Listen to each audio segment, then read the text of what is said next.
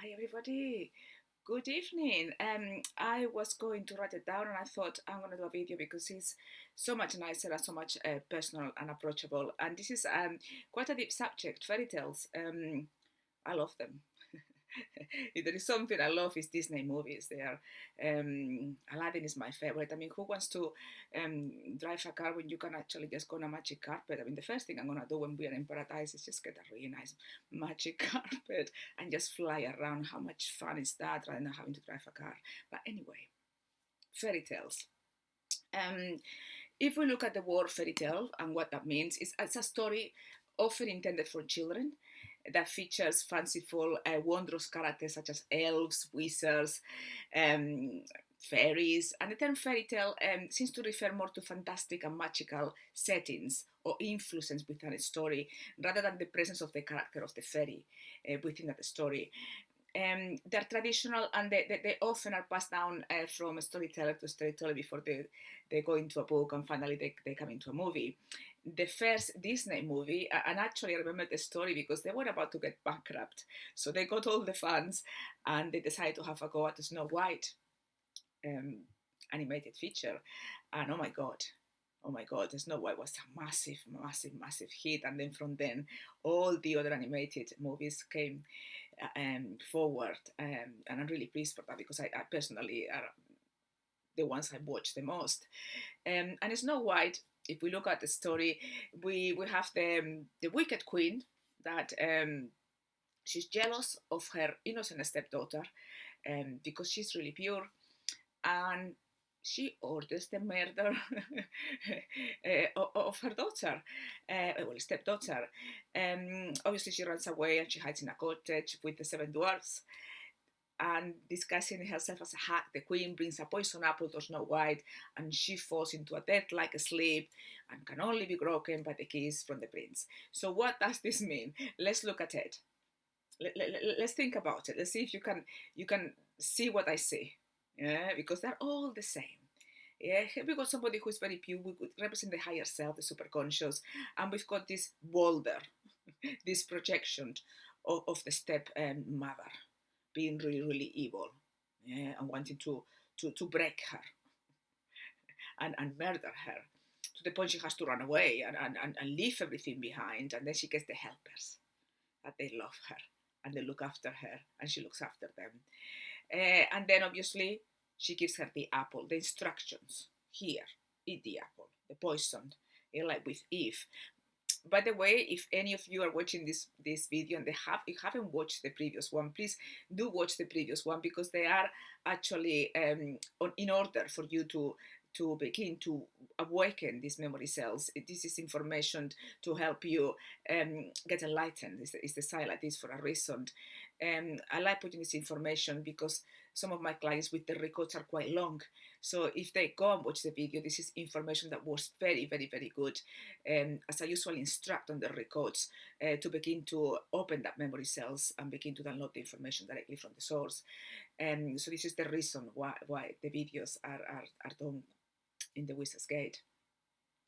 So anyway, as you can see, the fairy tale basically explains exactly what's happening to us. We've got the boulders, those ones that they're against us and there is a battle. We need to become the hero. Then they try to break us. At times it gets really hard to the point that we get taken back to our dysfunction. We are on a trance, sleep. And it's only through the reflection of the superconscious that could be the prince, that kiss of love, that truth that is able to actually awaken her and be with her loving prince. The soul and the spirit merge together, isn't it? So this is one of them. Let's go to the other one of my very favorite ones, which is Sleeping Beauty, isn't it? Where then you've got the king and the queen, who after many childless years, they've got the birth of their daughter finally, Princess Aurora, and they proclaim a really good party to bring the fairies to give her grace and beauty. And they didn't invite the wicked Maleficent, the evil fairy. She gets a little bit grumpy because she wasn't invited, gets there and decides to curse her. Said, well, you can have grace and beauty, regardless of that, when you are 16 years old, you're going to prick your finger on the spinning wheel and you're going to die. Anyway, the fairies take action and she doesn't die. She actually falls into a deep sleep. And then obviously can only be broken through the kiss of love of the prince that then she will marry. So again, exactly the same. Somebody very, very pure with grace, absolutely beautiful baby girl born, and all these boulders there on the field from birth. She had nothing to do with it.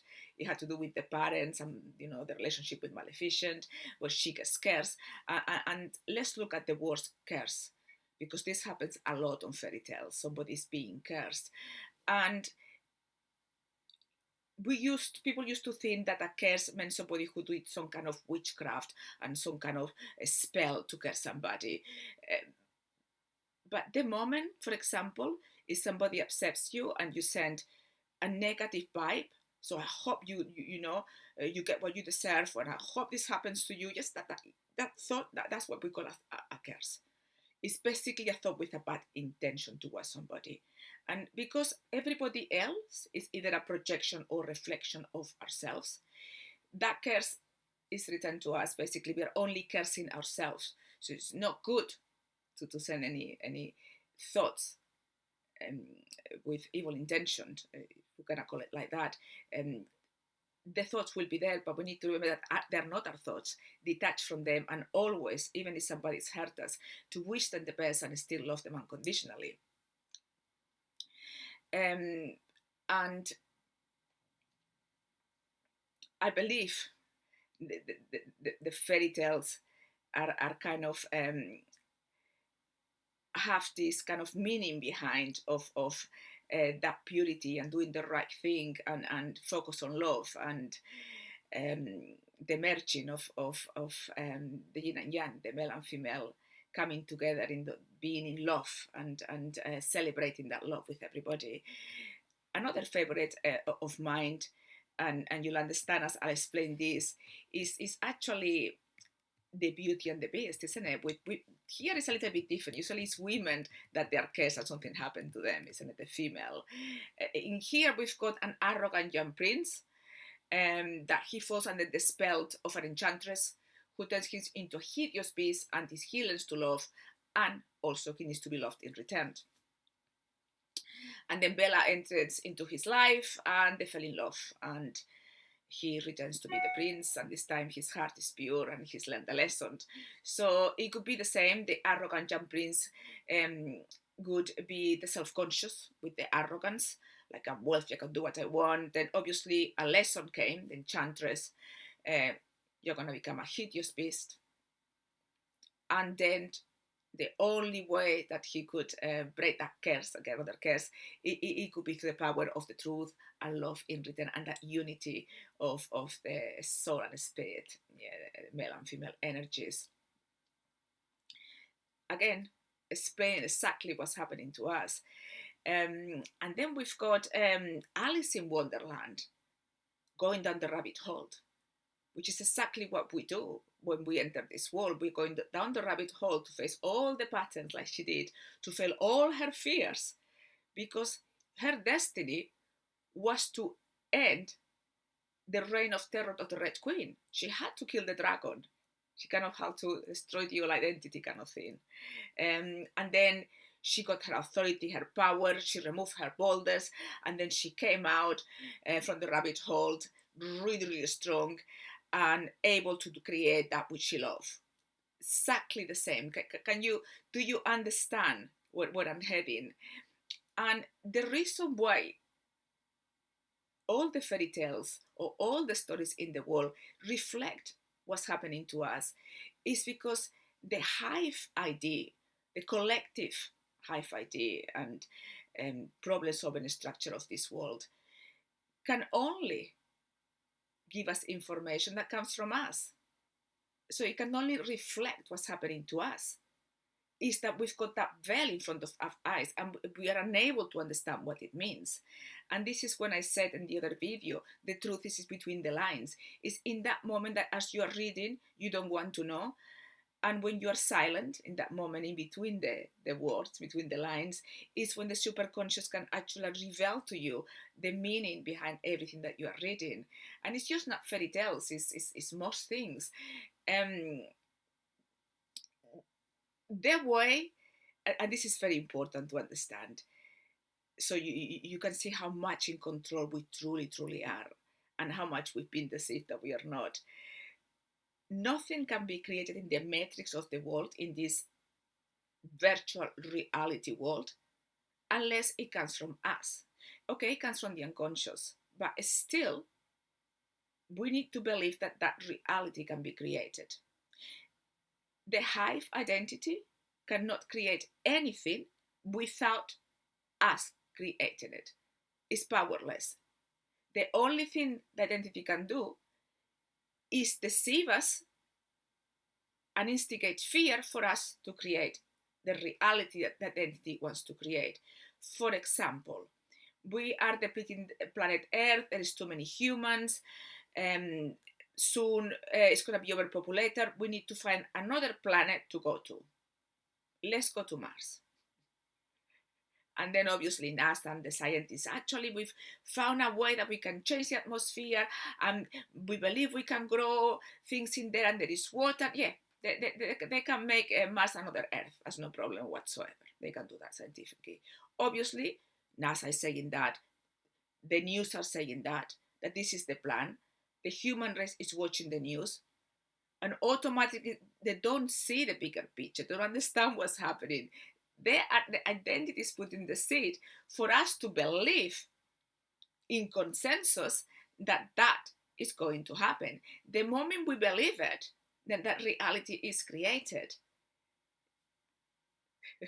So the reality is created through information which is downloaded into us, which is actually deceitful because it's not real. We don't really need to go to Mars. We don't really need to go anywhere. We don't need this virtual reality. We are already in paradise and connected to the source. So I hope this brief video has been useful for you to actually look at things a little bit differently than what you usually look when you read something, or watch a movie, or for example, when you watch heroes movies.